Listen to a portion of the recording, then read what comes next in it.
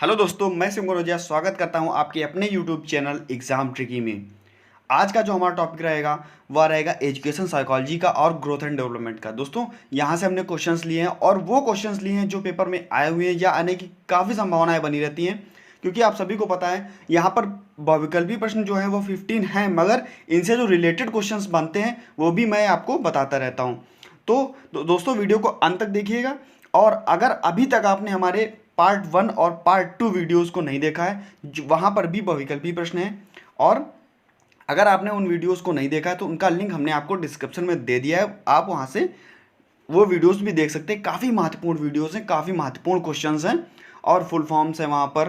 तो स्टार्ट करते हैं आज का वीडियो। उसके पहले मैं आपको बता दूं, अगर आप हमारे चैनल पर पहली बार विजिट कर रहे हैं दोस्तों, चैनल को सब्सक्राइब कर लीजिए, साथ ही साथ बेल आइकन जरूर प्रेस कर लीजिएगा, जिससे कि नए वीडियो की नोटिफिकेशन आपको समय से मिलती रहेगी। और दोस्तों, वीडियो को लाइक कर दीजिए और अपने अपने दोस्तों के पास ज़्यादा से ज़्यादा शेयर कर दिया कीजिए। चलिए स्टार्ट करते हैं आज का वीडियो। जो मैंने पार्ट 2 में आपसे 2 फुल फॉर्म्स पूछी थी, उनके आंसर देख लीजिए। पहली फुल फॉर्म थी आपकी ECCE। यहाँ पे इसका जो फुल फॉर्म है early childhood care and education. CCE का फुल फॉर्म है, काफ़ी बार पेपर पूछा गया है। और NILD दोस्तों, NILD national institute for locomotor disability. दोस्तों, यह है आपका जो NILD है, यह आपका कोलकाता में है, कोलकाता में। और इसकी स्थापना कब की गई थी? 1978 में। तो 2 क्वेश्चंस आपके यहाँ पे तैयार हो गए। NILD कहाँ है? कोलकाता में है। और कब स्थापना की गई थी? 1978 में, national institute for locomotor disability. आगे देखते हैं। सबसे पहला क्वेश्चन आज आपका है, फादर ऑफ साइकोलॉजी के नाम से किसको जाना जाता है? फादर ऑफ साइकोलॉजी किसको कहा जाता है, यानी कि साइकोलॉजी के पिता किसको कहा जाता है? तो ऑप्शन आपके सामने है, William James, William wound, William little, या इनमें से कोई नहीं, नन ऑफ दीज। दोस्तों, फादर ऑफ साइकोलॉजी किसको कहा जाता है? विलियम वुंड को। विलियम वुंड को फादर ऑफ साइकोलॉजी कहा जाता है। इन्होंने 1979 में क्या किया था? फिलॉसफी को, पहले जो साइकोलॉजी थी वो फिलॉसफी में ही हुआ करती थी, तो इन्होंने साइकोलॉजी को फिलॉसफी से अलग किया था। तो इन्हें फादर ऑफ साइकोलॉजी या फादर ऑफ साइकोलॉजी इनको कहा था। जो पिता इनको बोला जाता है साइकोलॉजी के, तो विलियम वुंड जी को बोला जाता है। यहाँ पर आपका ऑप्शन जो होगा वह बी सही हो जाएगा। आगे देखते हैं। किशोरावस्था की आयु होती है। दोस्तों, किशोरावस्था की आयु होती है।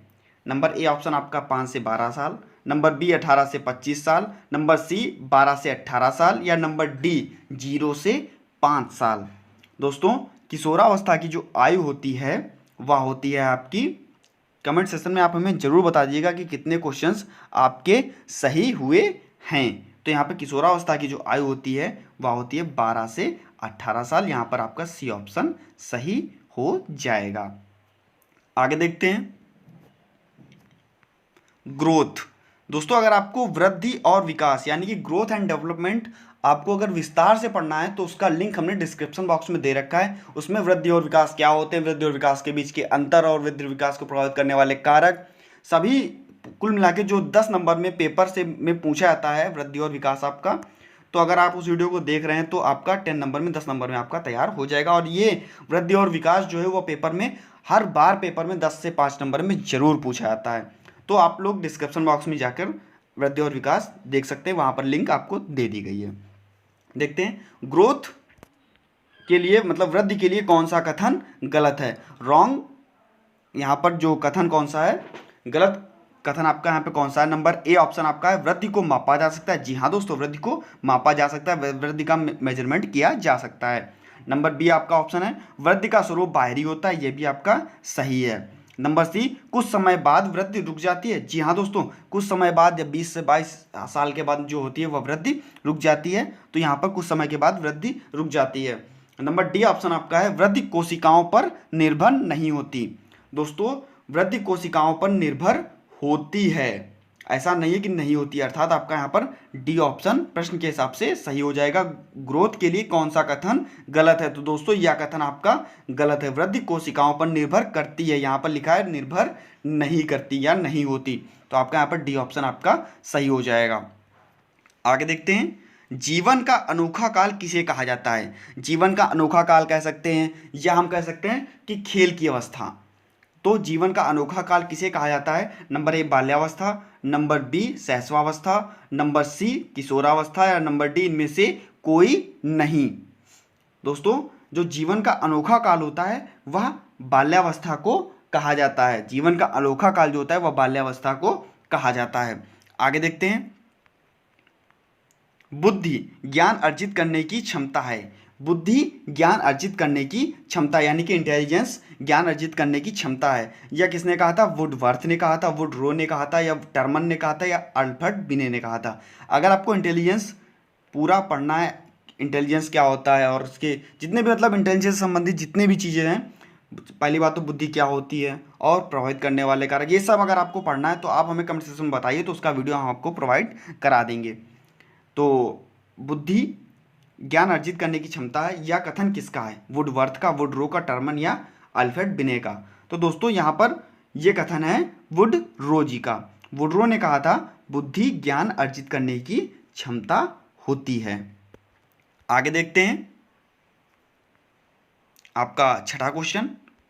ईएल थॉर्नडाइक ने इंटेलिजेंस के कितने प्रकार बताए? दोस्तों, बुद्धि के कितने प्रकार ईएल थॉर्नडाइक जी ने बताए थे? सभी ऑप्शन बहुत अच्छे हैं और जितने भी क्वेश्चंस हैं एक से बढ़कर एक हैं, सारे आने की संभावनाएं बनी रहती हैं। तो थॉर्नडाइक ने इंटेलिजेंस के कितने प्रकार बताए थे? थॉर्नडाइक ने बुद्धि के कितने प्रकार बताए थे? दोस्तों, थॉर्नडाइक ने बुद्धि के 3 प्रकार बताए थे। पहली बुद्धि आपकी थी सामाजिक बुद्धि, नंबर दूसरी बुद्धि आपकी थी अमूर्त बुद्धि, या नंबर तीसरी या आपकी मूर्त बुद्धि। इंग्लिश में अगर बोले तो सोशल इंटेलिजेंस, एब्स्ट्रैक्ट इंटेलिजेंस और कॉन्क्रीट इंटेलिजेंस। तो 3 प्रकार की बुद्धि बताई थी, तो यहाँ पर आपका ए ऑप्शन सही हो जाएगा। आगे देखते हैं। मनोवैज्ञानिकों ने व्यक्ति की आयु को कितने भागों में बांटा? मनोवैज्ञानिकों ने व्यक्ति की आयु को कितने भागों में बांटा? Number A option 2, number B 3, number C 1 या नंबर डी 4।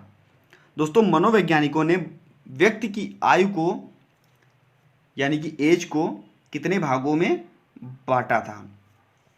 तो यहाँ पर आप बता सकते हैं। ऑप्शन आपका ए के साथ चला जाएगा, 2 भागों में बांटा था। यहाँ पर ए ऑप्शन आपका सही हो जाएगा। अब ये भी देख लीजिए कि कौन कौन से 2 भाग बताए थे उन्होंने। पहला आपका बताया था वास्तविक आयु, यानी कि आप इंग्लिश में बोल सकते हैं क्रोनोलॉजिकल एज। क्रोनोलॉजिकल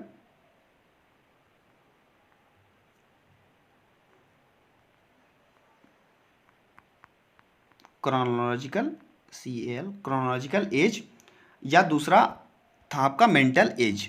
तो हम इसको क्रोनोलॉजिकल एज जो आपको मैंने अभी बताई थी उसको हम वास्तविक आयु भी बोलते हैं, और इसको हम तैथिक आयु भी बोलते हैं। कभी कभार ऐसा आ जाता है ना कि तैथिक आयु क्या होती है, तो हम उसको क्रोनोलॉजिकल एज बोलते हैं, या वास्तविक आयु या तैथिक आयु, इतना हम बोलते हैं। तो और दूसरा आपका था मेंटल एज, यानी कि मानसिक आयु। तो मनोवैज्ञानिकों ने आयु को 2 भागों में बांटा था। आगे देखते हैं। जो बुद्धि लब्धि का सूत्र बताया था, कल मैंने जो आपको एक वीडियो प्रोवाइड कराई थी उसमें था इंटेलिजेंस को, IQ का मैंने फुल फॉर्म आपसे पूछा था। तो सबसे पहले IQ का फुल फॉर्म देख लीजिए, इंटेलिजेंस क्वाइटेंट। और बुद्धि लब्धि का जो सूत्र था यह 2 नंबर से 1 नंबर में लगभग पूछा जाता है। तो बुद्धि लब्धि का IQ का सूत्र था मानसिक आयु अपॉन वास्तविक आयु गुणा 100, मतलब mental as upon chronological age गुणे 100 या मल्टीप्लाई 100। तो ये आपकी थी IQ का, ये आपका फुल फॉर्म है। 1 से 2 नंबर में हमेशा यह पूछा जाता है। और ये जो आपका IQ है इंटेलिजेंस क्वाइटेंट, तो इसको आप लोग याद कर लीजिएगा। ये भी फुल फॉर्म इसकी पूछी जा सकती है और पूछी भी जाती भी है। आगे देखते हैं। बहुबुद्धि का सिद्धांत किसने प्रतिपादित किया? बहुबुद्धि का सिद्धांत किसने प्रतिपादित किया? तो ए ऑप्शन आपका है Gardner, B Alfred Binet, number C Spearman, number D Terman. बहुबुद्धि का जो सिद्धांत था वह गार्डनर जी ने प्रतिपादित किया था, और यह लगभग आपका जो यह तो 1 नंबर का क्वेश्चन है, और जो गार्डनर की बहुबुद्धि का सिद्धांत है वह लगभग जो आपका है वो 5 नंबर में पेपर में आता रहता है।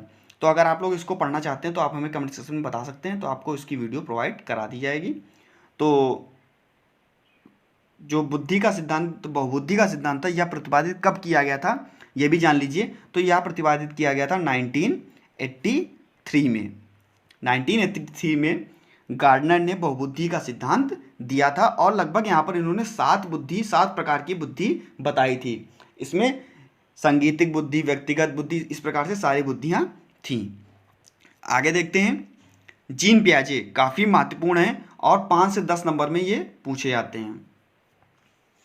देखते हैं, जीन पियाजे ने संज्ञानात्मक विकास की अवस्थाएं दी थी, इसमें इन्होंने कितने प्रकार के अवस्थाएं बताई थी। तो देख लेते हैं, 3, 4, 2 या 5। दोस्तों सभी को पता होगा जीन पियाजे के बारे में, और इन्होंने 4 अवस्थाएं दी थी, जिसमें से पहली अवस्था आपकी थी संवेदीय पेशी या इंद्रिय जनित गामक अवस्था, जिसका एज था 0 से 2 साल। इसके बाद में दूसरी जो आपकी प्राक प्रचनात्मक अवस्था थी, इसकी जो एज थी 2 से 7 साल थी। इसलिए मैं ये बता रहा हूँ क्योंकि कभी कभार एज पूछ लेता है कि संवेदी पेशी गामक अवस्था की एज क्या होती है या इंद्रिय जनित गामक अवस्था की एज क्या होती है, तो आप लोग क्या कहेंगे, 0 से 2 साल सर होती है। और कभी आपसे पूछ लेगा कि प्राक प्रचनात्मक अवस्था की एज क्या होती है, तो 2 से 7 साल आपकी एज यहाँ पर होती है। और तीसरी थी आपकी मूर्त प्रचनात्मक अवस्था, तो इसकी एज क्या थी, 7 से 11 साल। और इसके बाद में अमूर्त प्रचनात्मक अवस्था, या इसको दूसरा नाम से जानते हैं हम लोग, औपचारिक प्रचनात्मक अवस्था, तो इसकी एज क्या थी, 11 से 15 साल। तो यहाँ पर जीन पियाजे से संबंधित जानकारी काफ़ी हो गई, और इन्होंने जो संज्ञानात्मक अवस्थाएं बताई थी वह 4 बताई थी, चारों को मैंने आपके सामने डिफाइन कर दिया है। अगर आप लोग डिटेल में पढ़ना चाहते हैं तो आप लोग हमें कमेंट सेक्शन में बता दीजिएगा। अब देखते हैं, काफ़ी महत्वपूर्ण क्वेश्चन है, प्रतिभाशाली बालक का आईक्यू कितना होता है। पेपर में क्वेश्चन आया हुआ है ये, प्रतिभाशाली बालक का आईक्यू कितना होता है, मतलब जीनियस जो बालक होता है उसका आईक्यू कितना होता है, उसकी बुद्धि लब्धि कितनी होती है। तो अगर बात करते हैं यहाँ पर, ए आपका ऑप्शन 120 से 140, बी 140 से 200, सी 110 से 120 और डी 80 से 90। तो यहाँ पर प्रतिभाशाली बालक का जो आईक्यू होता है वह होता है 140 से ऊपर या 140 से 200 हम कह सकते हैं। यहाँ पर आपका बी ऑप्शन सही हो जाएगा। जितने भी क्वेश्चंस हैं काफ़ी महत्वपूर्ण हैं, और आप हमें कमेंट सेक्शन में जरूर बता दीजिएगा कि कितने क्वेश्चंस आपके सही हुए हैं। और भाइयों, आपके अगर क्वेश्चंस गलत होते हैं, भाइयों बहनों जितने भी आपके क्वेश्चंस गलत होते हैं, कोई दिक्कत नहीं है, यहाँ पर आप सीखने आए हैं, इसलिए क्वेश्चनों को करिए, और पेपर में एक भी क्वेश्चन गलत नहीं होना चाहिए। इसलिए मैं आपको विकल्प देता हूँ कि आप लोग जब सस्पेंस से सीखते हैं तो अच्छी तरीके से सीखते हैं। तो जितने भी क्वेश्चन है अच्छे से कीजिए। आगे देखते हैं, बीकेटी का विस्तृत रूप है। बीकेटी का फुल फॉर्म क्या है, बाइन कामार्ट टेस्ट, या बाइन कामार्ट टेस्ट ऑफ इंटेलिजेंस, या बिहेवियर कामार्ट टेस्ट, या बिहेवियर कामार्ट टेस्ट ऑफ इंटेलिजेंस। तो बीकेटी का विस्तृत रूप पेपर में पूछा भी जा चुका है, और इसके लिए हम बी ऑप्शन को सही कहेंगे, या बाइन कामार्ट टेस्ट ऑफ इंटेलिजेंस, या बुद्धि का एक टेस्ट होता है, इसको हम बाइन कामार्ट टेस्ट बोलते हैं। तो बीकेटी का फुल फॉर्म होता है बाइन कामार्ट टेस्ट ऑफ इंटेलिजेंस। आगे देखते हैं, या जो क्वेश्चन है आपका 5 नंबर में लॉन्ग में पूछा जा सकता है, प्रसव पूर्व विकास की अवस्थाएं लिखिए। तो आप कितनी अवस्थाएं होती हैं ये आप हमको यहाँ पे बताइए, प्रसव पूर्व विकास के चरण कितने होते हैं। तो ये आपका 5 नंबर में क्वेश्चन आता है, मगर यहाँ पर जो आपका मैंने पूछा है वो केवल चरण पूछे। तो प्रसव पूर्ण विकास के चरण कितने होते हैं, 3, 2, 1 या 4। दोस्तों प्रसव पूर्ण विकास के चरण होते हैं 3, यहाँ पर आपका ए ऑप्शन सही होगा। पहला होता है डिंबावस्था, दूसरा पिंडावस्था, और तीसरा आपका भ्रूणावस्था। आगे देखते हैं, किन्हीं 2 बुद्धि परीक्षणों के नाम लिखिए। ये प्रश्न आया हुआ है लास्ट ईयर पेपर में, किन्हीं 2 बुद्धि परीक्षणों के नाम लिखिए। तो यहाँ पर आप लिख सकते हैं भाटिया बैटरी टेस्ट और स्टैनफोर्ड बिने टेस्ट, या एक और आप लिख सकते हैं बिने साइमन बुद्धि परीक्षण। तो मैंने आपको यहाँ पे 3 बता दिए हैं। 15वां क्वेश्चन आप सभी को पता है कि यह मेरे लिए नहीं होता, यह आप लोगों के लिए होता है। ये लास्ट क्वेश्चन है, जीन पियाजे कहाँ के निवासी थे। अगर आपने जीन पियाजे को अच्छे से तैयार किया होगा, क्योंकि ये 5 से 10 नंबर में पेपर में जरूर पूछे जाते हैं, मतलब 1 नंबर 2 नंबर या 5 नंबर 10 नंबर इनमें से जीन पियाजे से जरूर पूछा जाता है, अधिकतर 5 या 10 नंबर से जरूर पूछा जाता है। तो आप लोग हमें कमेंट सेक्शन में बताइए जीन पियाजे कहाँ के निवासी थे, और अगर आप जीन पियाजे को विस्तृत से पढ़ना चाहते हैं तो उसको भी आप हमें कमेंट सेक्शन में बता सकते हैं। दोस्तों अगर आपको हमारी वीडियो अच्छी लगी हो तो वीडियो को लाइक कर दीजिएगा, चैनल को अगर आपने अभी तक सब्सक्राइब नहीं किया है तो चैनल को तुरंत सब्सक्राइब कर लीजिए और बेल आइकन प्रेस कर लीजिएगा, जिससे कि नए वीडियो की नोटिफिकेशन आपको समय से मिलती रहेगी। और दोस्तों कभी कभार शेयर भी कर दिया करो अपने दोस्तों के पास में। मिलता हूँ नेक्स्ट वीडियो में नई जानकारी के साथ। धन्यवाद।